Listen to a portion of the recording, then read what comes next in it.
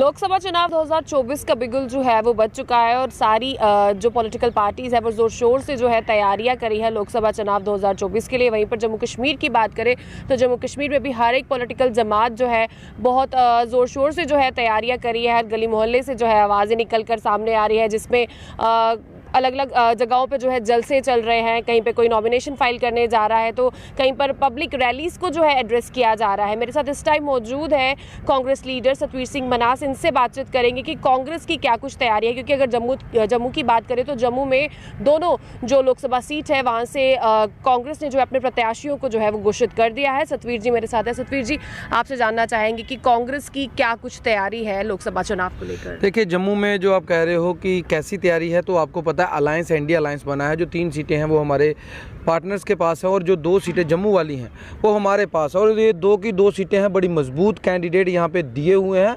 और सबसे बड़ा फ़ायदा हमें इस बात का भी है कि जो पहले लीडर थे उनसे लोग बड़े नाखुश हैं।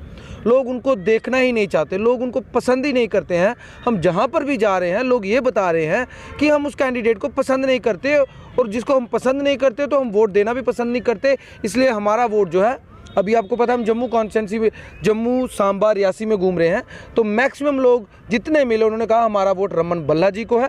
अब रही बात दूसरी कॉन्स्टिट्यूंसी की जो आप कर रहे हैं, जो सबसे हॉट सीट मानी जाती है और पूरे हिंदुस्तान की हॉट सीट्स में वो सीट है, वो सीट का आपको पता होगा वो कौन वहाँ से कैंडिडेट है। चौधरी लाल सिंह, जिसको बब्बर शेर भी कहते हैं और जो खुद कहते हैं 5 फुट 4 इंच डोगरा।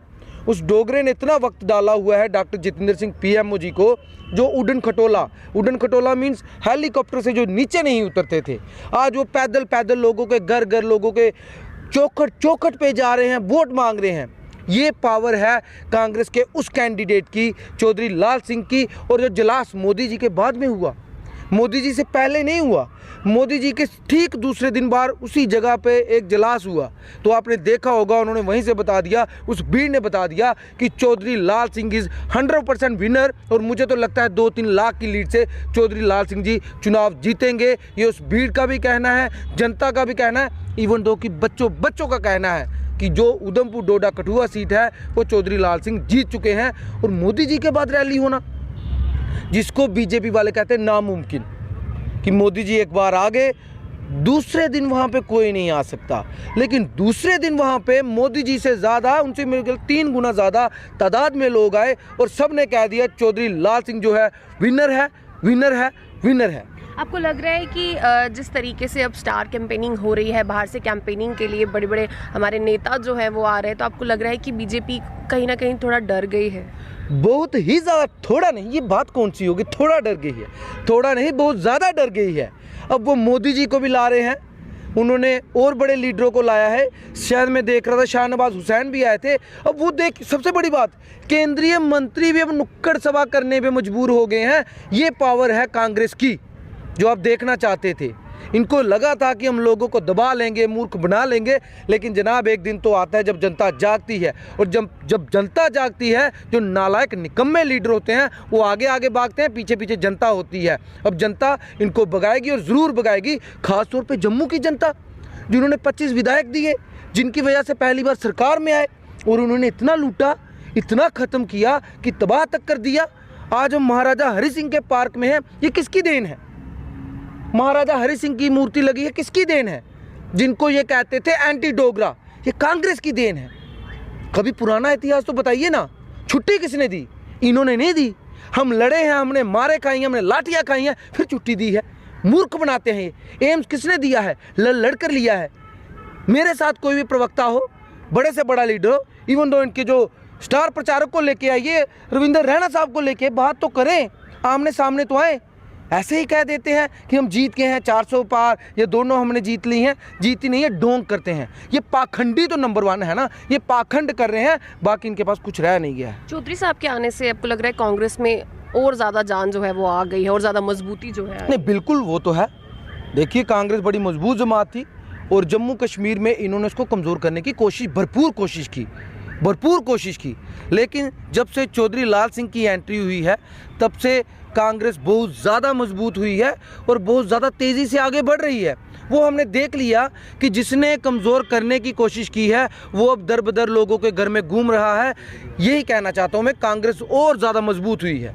कश्मीर की बात करें तो एनसी और पीडीपी जो है आप लोगों का अलायंस है जम्मू में, आपको फुल सपोर्ट जो है वो कर रही है। वहीं पर अगर हम एनसी पीडीपी की बात करें तो वहाँ पर उनमें काफ़ी ज़्यादा तकरार जो है देखने को मिल रही है। तो कांग्रेस किसका समर्थन करेगी? देखिए, कांग्रेस अलायंस का समर्थन करेगी।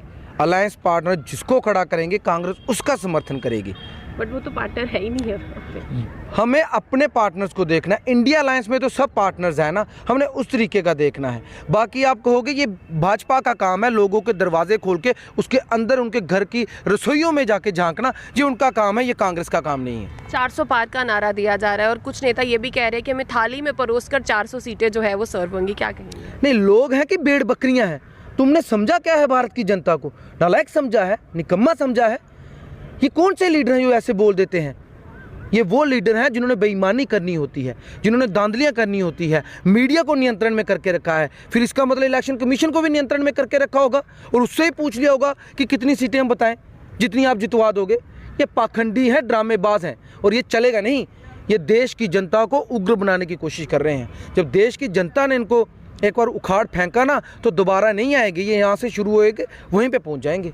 इलेक्टोरल स्कैम की बात करें, बॉन्ड स्कैम की, तो प्राइम मिनिस्टर का खुद भी एक बयान आया था कि जो लोग इसके बारे में अभी बहुत ज़्यादा बातें कर रहे हैं, टाइम आने पे वो लोग पछताने वाले हैं। ये प्राइम मिनिस्टर साहब जो है ना, मैं इनको कहना चाहता हूँ, जनाब आपका तो मैं कह नहीं सकता, आप आदरणीय हैं, हमारे प्रधानमंत्री हैं, आपका तो चलो मैं भी गारंटी लेता हूँ, लेकिन मेरी बात सुनिए। ये कह रहे पछताने वाले हैं।